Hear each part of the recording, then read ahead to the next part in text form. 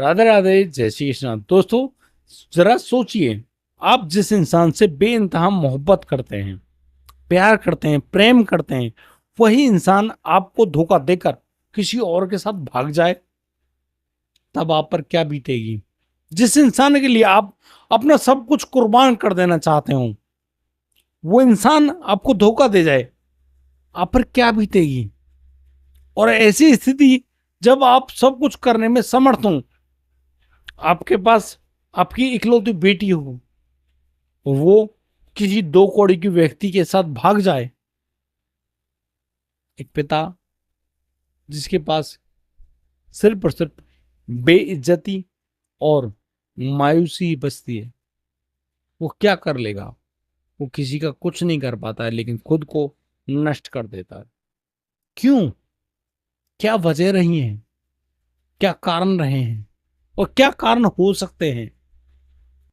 दोस्तों, ये कहानी जो आज मैं आप लोगों के लिए लेकर आया हूं, ये ना केवल आपको चौंकाएगी, बल्कि सोचने के लिए मजबूर कर देगी कि कहीं ऐसा कुछ आपके साथ तो नहीं हो रहा। और यदि कुछ हो रहा है तो मैं आपको इस पूरे घटनाक्रम के बाद एक अच्छा सा सुझाव देने वाला हूं। इसलिए इस वीडियो को अंत तक जरूर देखिएगा, सोचिएगा, समझिएगा, और जब ये कहानी आपको लगे कि सही है और आपके दिल तक पहुंची है, तो मुझको कमेंट करके जरूर बताइएगा। नमस्कार, मैं हूं आपके सामने आपका भाई भीष्म चौधरी। हम लोग पीएलआर सेशंस करते हैं। बहुत सारे लोगों का पीएलआर किया है, बहुत सारे लोगों को उनके पूर्व जन्म में भेजने का प्रयास किया है। लोग गए हैं, उन्होंने बहुत सारी बीमारियों से, बहुत सारे कष्ट, बहुत सारे दुखों से निजात भी पाई है। तो ये सिर्फ और सिर्फ बात नहीं है, ये बहुत अच्छा ऐसा काम है जहाँ लोगों को बड़ी अच्छी सुविधाएं मिलती हैं।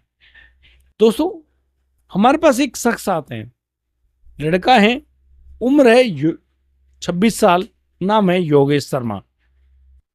ये एक बैंक कर्मी है और काफी अच्छे पद पर हैं। लेकिन इनको एक समस्या है जिसके निदान पाने के लिए ये यहां पर आए हैं। समस्या दो हैं। पहली समस्या, इनको इनका जो लेफ्ट साइड है ना, यहां पर बहुत ज्यादा पेन होता है। पेन क्यों होता है? कुछ लगा है, चोट है? तो उन्होंने कहा कि ऐसा कुछ भी नहीं है, ना ही कोई चोट लगी है, लेकिन उनको बहुत ज्यादा पेन होता है और अब लगभग माइग्रेन सा बन गया है। आधे सर में बहुत तीव्र दर्द। दूसरी बात, इनको इनके परिजन कहते हैं कि भाई शादी कर ले, लेकिन ये शादी नहीं कर पाते। क्यों? क्योंकि इनको लड़कियों से डर लगता है, उन पर बिल्कुल भरोसा नहीं करते हैं। उनको लगता है कि लड़कियां अक्सर धोखा देती हैं, उनके साथ भी धोखा हो जाएगा, और जब धोखा होगा तो ये कहीं के नहीं रहेंगे। अब ये जानना चाहते हैं आखिरकार इनके साथ समस्या क्यों हो रही है। तो हमने कहा कि ठीक है, आप आराम से तैयारी कीजिए, आपको आपके पूर्व जन्म की यात्रा में लेकर चलेंगे। शायद आप कुछ देखें, जांचें, परखें, समझ में आ जाए। तो योगेश जो हैं, इन्होंने बड़ी तसल्ली से हमारे पीएलआर सेशन को आजमाया। ये आराम से सम्मोहन की निद्रा में गए और पीएलआर की जो भूमिका थी वो शुरू की गई। ये जो योगेश शर्मा है, ये करीब अपने आप को ऐसी स्थिति में दिखते हैं कि इन्होंने अच्छे जूते पहन रखे हैं, इनके शरीर पर ड्रेस है। तो इनसे पूछा गया कि इनका नाम क्या है, तो इन्होंने अपना नाम बताया कि मेरा नाम है रणविजय। अच्छा, अब क्या करते हैं? तो उन्होंने कहा कि मैं भारतीय सेना का एक सोल्जर हूं, सैनिक हूं। ठीक है, तो बहुत अच्छी बात है। अच्छा, अब ये समय देखो कौन कौन सा समय रहा है। तो उन्होंने कहा कि लगभग मैं 1992 या 93 में रिटायर हो गया हूं। आपके साथ कौन कौन रहते हैं बताएगी? इनके साथ इनकी पत्नी जो है संध्या कुमारी, और इनकी जो बेटी है उनका नाम ऋतु है। ऋतु कुमारी नाम का इनकी जो बेटी है। अब ये इनकी इकलौती बच्ची है, उनके साथ रहते हैं। और रणविजय, अच्छा पैसा है, अच्छी दौलत है, उन्होंने 2-3 बिजनेस भी आजमाए, काम कर रखा है और बड़ी शांति से अपनी जिंदगी गुजार रहे हैं। इनकी जो बेटी है ऋतु कुमारी, वो पढ़ती हैं अभी, एक कॉलेज में जाती हैं। और जब इनसे पूछा गया कि ये जगह कौन सी है, तो उन्होंने जगह बताई अपने आप को देहरादून में, कि देहरादून में रहने वाले हैं और वहीं की एक कॉलेज में इनकी बेटी पढ़ती है। कॉलेज कैसा है? अच्छा कॉलेज है और बढ़िया ढंग से पढ़ने वाली इनकी बेटी है। अब इनकी बेटी पढ़ रही है। ये कब का टाइम है? तो उन्होंने बताया कि ये 1994 के टाइम है। तो आप अपने घर में कैसे रहते हैं? तो उन्होंने कहा कि वो एक फौजी आदमी, काफी स्ट्रिक्ट उनका माहौल है और वो बस अब अपनी बेटी के लिए अच्छा सा रिश्ता ढूंढ रहे हैं। वो चाहते हैं कि कोई फौजी मिले, कोई सैनिक, अच्छा सा लड़का हो, उससे मैं अपनी बेटी की शादी कराऊं। और हम, यानी कि अपनी पत्नी के साथ उस अपने बेटी के होने वाले जो पति हैं, दामाद है, उसको देखने के लिए कई जगह गए भी हैं। और हमने जो संपर्क सूत्र हैं उनसे कह रखा है कोई लड़का मिले, अच्छा लड़का मिले तो हमको जरूर बताइएगा, हम अच्छी शादी करेंगे। अब ये बातें तो उन्होंने बड़ी अच्छी बताई। हमने उनसे कहा कि कुछ ऐसा पॉइंट देखिए, अब जैसे मैं आपको गाइड करूं, अब देखिए आपके सामने एक नया चैप्टर खुलेगा। तो कहे अनुसार उनसे कहा कि अब आप देखिए, मेरे 3 गिनते ही आपके आगे वो कहानी बदल जाएगी। 3, 2 और 1।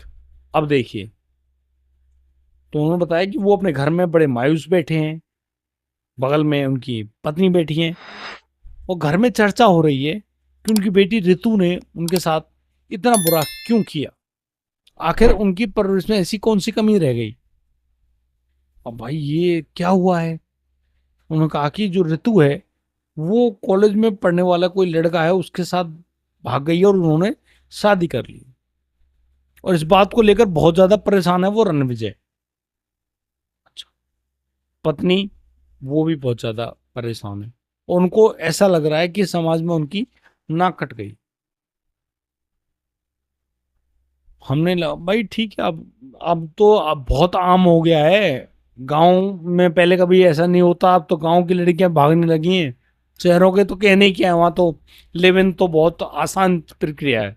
लेकिन अब ये जो रणविजय हैं, ये अपने आप को अपने कमरे में अकेला पाते हैं और इन्होंने अपनी जो गन थी उसको अपनी बाईं कनपट्टी पे यहाँ पर लगाकर और शूट कर लिया खुद को, क्योंकि वो उस दंश को झेल ही नहीं पाए कि उनकी कितनी भयंकर बेइज्जती हुई है।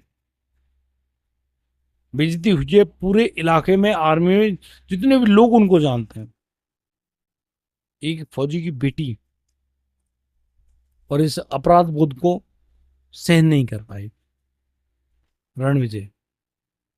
उन्होंने अपनी सोल को, यानी उनकी जो सोल ने उनकी बॉडी को नीचे गिरा हुआ पाया। तो इनसे पूछा गया कि आप सोल है वो कैसे कलर की निकली है इस बॉडी से। उन्होंने बताया कि बिल्कुल वाइट चमकीला रंग है, यानी कि एक सैनिक जो कि निष्पाप है, कोई पाप नहीं जुड़ा हुआ है, बहुत अच्छी तरह से अपने बेटा बेटी पत्नी सभी के साथ बड़े प्यार से रहता है, भारत माता की सेवा करता है।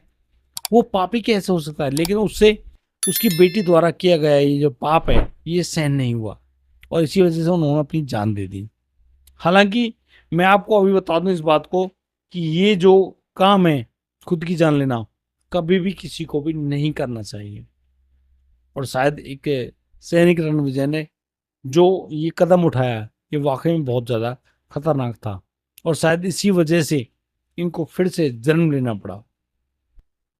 और इन्होंने ये जन्मे 1999 में, दिसंबर का महीना है, 1999 में दिसंबर में ये पैदा हुए हैं।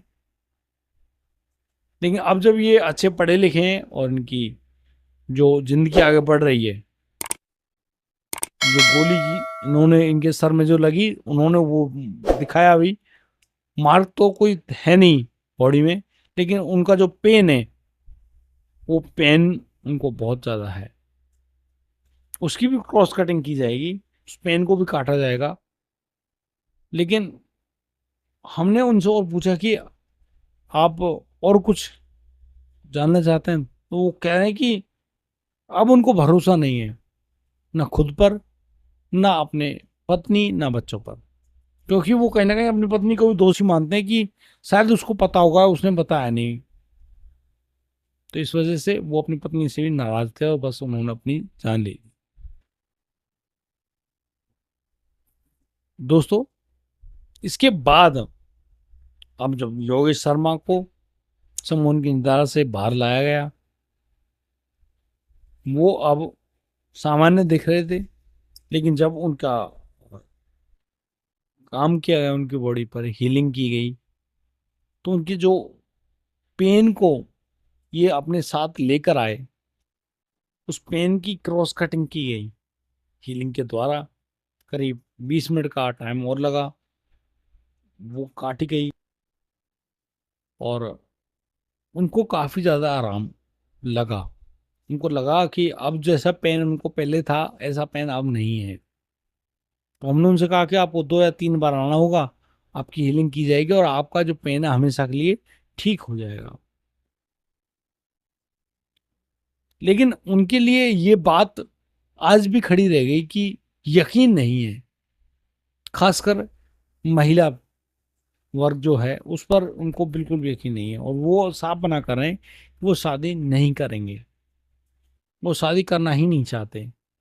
वो जैसे हैं, आराम से रह लेंगे, कोई समस्या नहीं है, लेकिन वो शादी नहीं करेंगे। बाकी आगे उनसे मुलाकात होगी, उनसे बातें करेंगे, समझेंगे, सुनेंगे उनकी बातों को, तब जाकर कुछ और निष्कर्ष निकल पाएगा। बाकी आज के लिए सिर्फ इतना ही सेशन में। आप लोगों को कैसा लगा आप मुझे बताइएगा। और मैंने जिस सुझाव की बात करी थी, वो इस वीडियो के अंत में मैं आपको सुझाव दूंगा। देखिए, आज के टाइम में सबसे ज़्यादा खतरनाक एक बात है, वो है बच्चों का भाग जाना, आपके साथ संपर्क में नहीं रहना, माँ बाप से कटना। 4 दिन का मिला हुआ वो दोस्त उनका हमेशा हमेशा के लिए जो बॉयफ्रेंड है वो पति बन जाता है, उसके साथ वो भाग जाती है, और फिर वो लव जिहाद जैसे बहुत बुरे जो जंजाल है उसमें फंस जाते हैं, या फिर वो उनके साथ रहने लगते हैं। लेकिन लव मैरिज जो हो रही हैं उनमें फिर बहुत ही दर्दनाक खुलासे आते हैं। किसी की जान गई, कोई किसी और से बातचीत हो गई, और कोई किसी के साथ गई, बहुत कुछ है भाई, नहीं कहूँगा ज़्यादा। सुझाव एक है, अभी आपके बच्चे छोटे होंगे, जितने भी हों, उनको सिर्फ एक चीज करने के लिए बोलिएगा, नाम जप, भगवान का नाम सुबह शाम अपने साथ बैठाइएगा, पूजा में टाइम से खड़े होइएगा। ये आपको करना है, उनको भगवान का नाम सुनाइएगा, और अपने घर में उन नामों का उच्चारण करने के लिए उनको बोलिएगा। यदि बच्चे ऐसा करेंगे तो 100% उनकी बुद्धि शुद्ध हो जाएगी, और जब बुद्धि शुद्ध हो जाएगी, फिर वो असली जो गति है शरीर की होनी है उस पर पहुंच जाएंगे, और फिर रिजल्ट बहुत पॉजिटिव आएंगे। कुछ बुरा नहीं होगा, कुछ भी बुरा नहीं होगा। और यदि कोई बच्चा आपके साथ इतना बढ़िया बातचीत आपसे कर रहा है, तो आप उनसे कहिएगा इस बात को कि कोई दिक्कत नहीं है, अगर आपको कोई पसंद है तो हमसे मिलवाइए, हम बात करेंगे। अब जरूर नहीं है स्ट्रिक्ट होने की या ज्यादा भयानक कदम उठाने की, नहीं, कोई खास आवश्यकता नहीं है। लेकिन इंसान जिस भी लड़के से वो आपको मिलवाने जा रही हैं उसके बारे में पूरी जानकारी लेना आपका हक बनता है।